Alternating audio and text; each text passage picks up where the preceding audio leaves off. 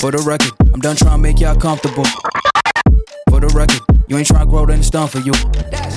For the record, lab on me going all the way. For the record, ain't trying to link, no time to waste.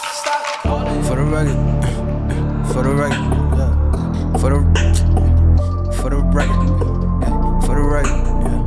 for the record, for the record.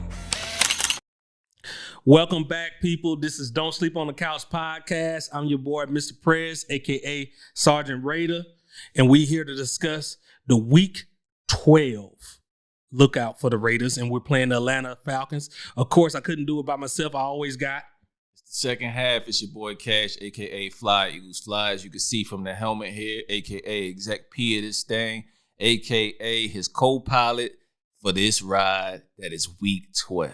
Yeah. Prez, where do you want to start? This is the classic trap game, a team that has no business being in this game with you, but yet and still, they have a coach that's trying to prove themselves and get a head coaching job next year. And they also have a team that has some pride, and they still got some dogs that can go on that offense. You're absolutely true. So I want to start by, let's look back at last game. Derek Carr had a hell of a game. No matter what went on or what the outcome was, Derek Carr had a hell of a game. And everybody, I started to hear the whispers again. And now it's coming from those other analysts like, y'all see what Derek Carr doing? I told y'all, MVP. He coming for it, man. It's starting to what those whispers are coming. All he got to do is just show out these last couple games, man. Everybody keep jumping on board, and he gonna be in those talks, man. He's definitely gonna continue to be in those talks. Then we had the Jonathan Abrams little spill that happened, man. Everybody has a bad day at the office or whatever, and you got to move on from it. Like, long as he don't keep continuing doing that, hey, he's young in it. He's learning from it. Let's just let the man be, and let's start revving up for this game. All right, so that's where I want to leave it. And now you said trap game, and you're absolutely right about that trap game. I think this is the exact spot we was in when we played the New York Jets last year, and then from that spot, man, it went downhill quick for the Raiders. So this is the true test of, did we learn anything, or did we are we built a little bit better now? Because this tail end of the season, man, can really tumble down. The team we supposed to beat, we have to beat this team. We have to. If it is, man, I'll tell you, I will quit talking playoffs whatsoever, where if we can't beat this team, we don't deserve it. We don't. So last week when I was talking about the Eagles, I got a little excited in regards to Myles Garrett being out. So from all accounts, I don't think not Myles Garrett, but gonna go into Julio Jones on the Falcons side. I don't think he's practiced all week. Typically, they leave Julio out if he's having those hamstring type of issues in years past, and he's typically a right before the game decision. So kind of does that factor into what they possibly gonna do with you guys as far as your pass defense? Because I know in prior weeks you haven't been too keen on these guys' productivity. Yeah, and I'm pretty much the same way. I mean, I would definitely like to play this game without Julio Jones. I want him to heal up and be ready to play the Saints again. That's what y'all need to do. Y'all need to be thinking about y'all long run and within your division. Y'all got Taysom Hill next week. Rest Julio. But we're coming off, like, we finally getting back majority of our players. Like, they have the little small injuries, but nothing that's going to hold majority of our players back. I think we only have 2 that's not practicing so far, and they're not the big stars of the team like they have been. They're not the Jonathan Abrams. They're not the Corey Littletons. They're not Trent Browns. Like, so we're getting back a lot of these people. Oh, man. Did I talk about it last week? Man, we lost Richie Incognito, man. I never thought I would be rooting for this guy ever off what he did early in his career, man.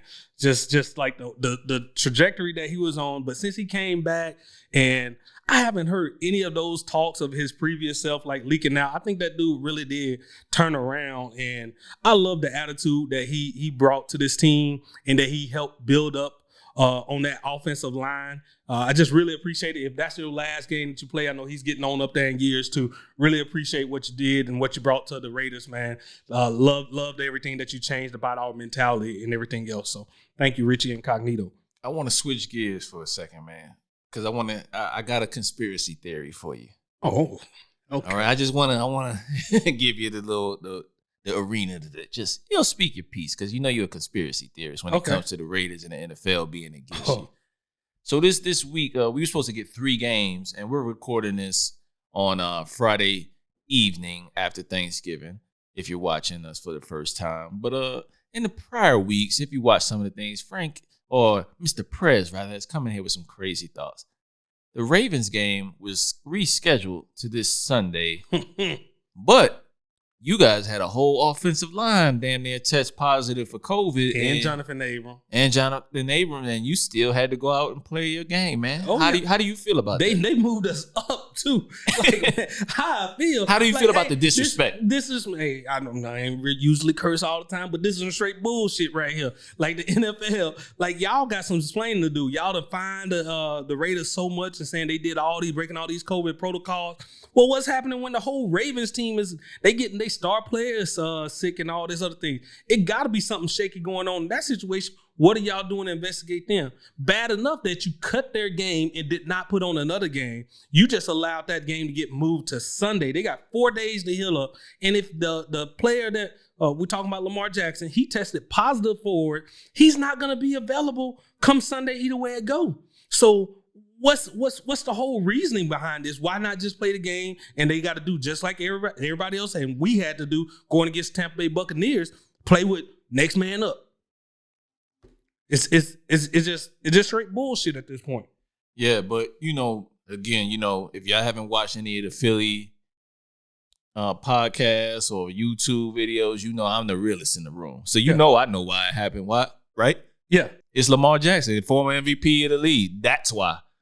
Man. That's why. And this directly affects playoff positioning, whether they fall completely out of it, not completely out of it, but like have a really tough time getting back to the playoffs. The NFL has something invested in Lamar Jackson and the Ravens being in the playoffs. Well, I had something invested on that Bucks game. Y'all see me up in here last week. I had to wear that damn jersey. It was hey, they should have. You getting trolled? You getting troll comments and everything? Comments now, like, oh, the disgrace! You wearing the Tom Brady jersey with a Raiders hat. Do you not understand what he did? Yes, I hated it every minute, but I was so sure of that bet. I know everybody was doubting us, but I knew the team that we had, and the NFL just allowed that to take place. And all they had to do was push it back one day, and we would got back majority of the people with enough time to do some type of practice to make that an even more competitive game.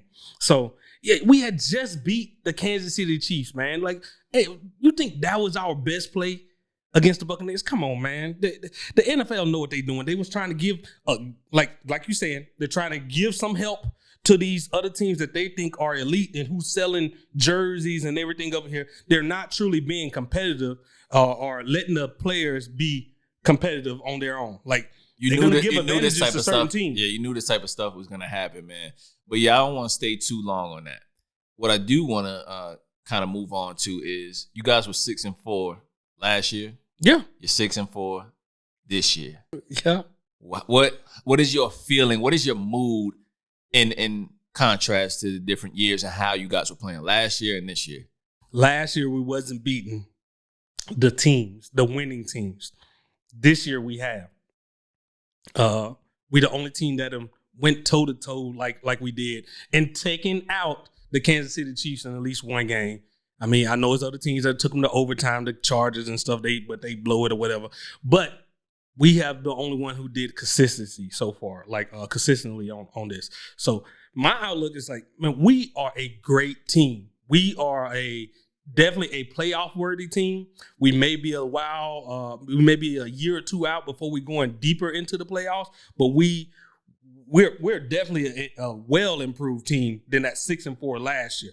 And the whole mentality, like I said, like we got rid of all those people that we knew had gave up on that Jets game or after that Jets game.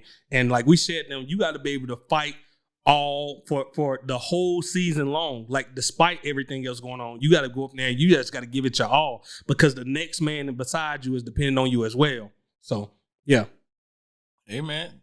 I mean, with that said, you got anything left on this game and what you want to speak on before we roll out of here? I mean, we ain't speak too much on like the Atlanta Falcons. I think they don't have Julio. It's a chance Todd Gurley don't play. He got his knee going out, so that's gonna hurt me on the fantasy wise. But